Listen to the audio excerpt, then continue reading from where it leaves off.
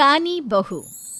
किशोरी लाल जी के बेटे राघव की शादी की बात जगह जगह चल रही थी, लेकिन किशोरी लाल जी को कोई लड़की और उसकी एक ही वजह थी, किशोरी लाल जी का लालची होना।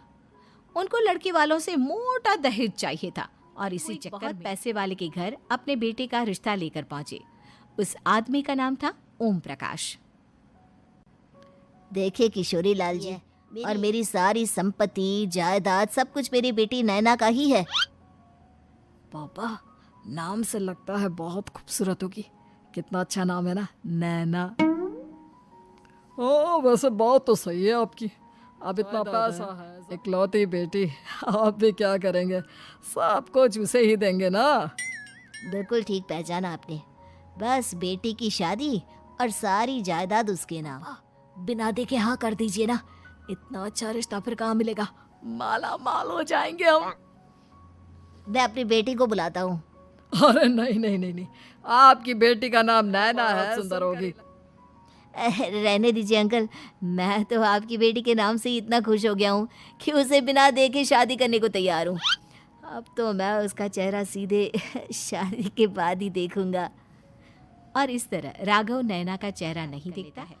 शादी के बाद अपनी सुहाग रात पर जब राघव नैना का घूंघट उठाकर देखता है तो नैना की आंखें बंद थी। कितने खूबसूरत हो, जरा अपनी आंखें खोलकर मेरी तरफ देखो तो सही। नहीं, मुझे शर्म आती है। अरे मैंने तुम्हें शादी से पहले भी नहीं देखा, और अब अगर तुम आंखें खोलकर मुझे देखोगे भी नहीं तो मुझे अच्छा कैसे लगेगा। नैना अपनी आंखें खोलकर राघव की तरफ देखती, अचानक से लाइट चली गई और राघव नैना को पूरी तरह से देख भी नहीं पाया। अगली सुबह नैना राघव के लिए नाश्ता बनाकर लेकर आई। अरे ये क्या, आधा पराठा सेका हुआ है और ये तुमने क्या किया नैना? बहू, तुमने क्या आधा पराठा तवे से नीचे लटका कर रखा था, जो आधा सिका है और आधा कच्चा? मुझे जितना दिखेगा उतना ही तो सीखूंगी ना पापा जी। जहाँ जहाँ मुझे नजर आ रहा था वहाँ मैंने सीख लिया, जहाँ जहाँ नहीं दिखा वहाँ कच्चा रह गया होगा। इसका क्या कैसा मजाक कर रही है तुम? अरे बहू, तुमने इतना लंबा घूंघट क्यों लगाया हुआ है? देखो, हमारे घर में बहुओं को बेटी की तरह रखा जाता है, और फिर तुम तो इतना सारा माल लेकर आई हो। देखो, ये घूंघट डालकर रखने की कोई जरूरत नहीं है। हाँ नैना, पापा जी ठीक कह रहे हैं, तुम तो आराम से रहो, अपना ही घर समझो। अचानक से अपना घूंघट उठा लेती है। अरे ये क्या पापा, नैना की तो एक आंख फूटी हुई है। नाम से नैना, लेकिन ये तो कहानी। मेरे साथ धोखा हुआ है, धोखा बिना दिखाए अपनी कहानी लड़की मेरे संग ब्याह दी। मुझे कहानी भी नहीं चाहिए। मुझे अभी ओम प्रकाश जी से बात करनी पड़ेगी। मेरे साथ ऐसा किया क्यों? अरे आप लोगों ने ही तो पापा से कहा था कि आप लोग शादी से पहले मुझे देखना नहीं चाहते। अब मेरे पापा पर क्यों इल्जाम लगा रहे हैं? अरे लेकिन उन्हें बताना तो चाहिए था ना कि तुम कहानी हो, एक आंख से तुम्हें दिखाई नहीं देता। किशोरी लाल और राघव नाराज हो गए हैं। पापा जी, ये आपने क्या किया? शादी से पहले बताया क्यों नहीं कि नैना की आंखों में परेशानी है? पप्पी ने तो लड़की देखने से मना कर दिया था। अरे लेकिन आप बता तो सकते थे। आपको तो हमारी बेटी की प्रॉपर्टी चाहिए थी, वो भी पूरी। क्या हुआ अगर उसे आधा दिखाई देता है? प्रॉपर्टी तो आपको पूरी मिल गई ना। अरे ये क्या बात हुई? मेरी शादी प्रॉपर्टी से नहीं, आपकी बेटी से हुई है। अब ये तो पहले सोचना चाहिए था, तब तो मेरी प्रॉपर्टी लपा रही थी। लेकिन मैं कानी लड़की को अपनी बीवी बनाकर नहीं रख सकता। पापा कुछ करिए ना आप। हाँ करता हूँ। देखिए ओम प्रकाश जी, आप हमारे साथ ऐसा नहीं कर सकते। और तुम देखो, अगर तुमने मेरी बेटी से शादी तोड़ी ना, प्रॉपर्टी मैंने तुम्हें दी है वो तो पूरी की पूरी वापस ले ही लूंगा, और आधी प्रॉपर्टी तुम्हारी भी लूंगा। अरे मेरी आधी प्रॉपर्टी भला क्यों लेंगे आप?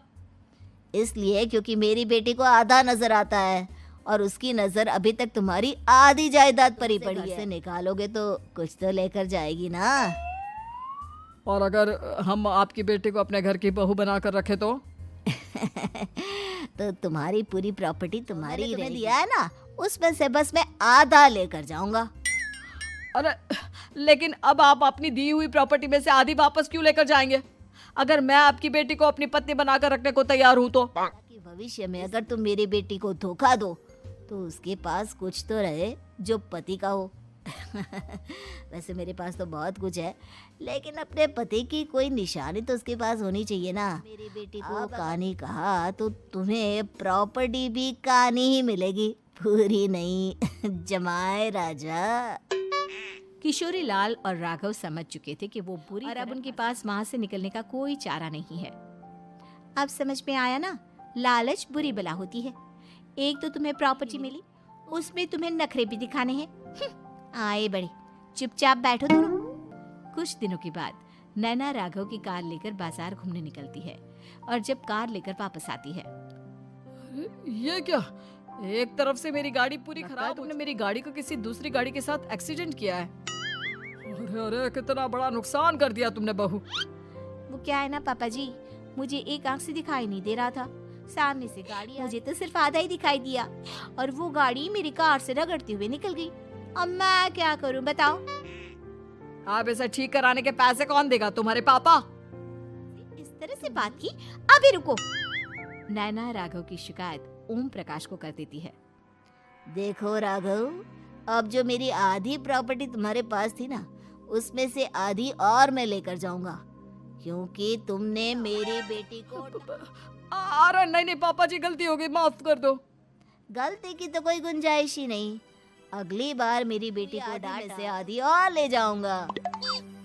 लालच के चक्कर में हम दोनों ने बहुत बड़ी गलती कर दी बेटा। एक तो तुम्हें कानी बहू मिली और ऊपर से जो माल मिला वो भी काना।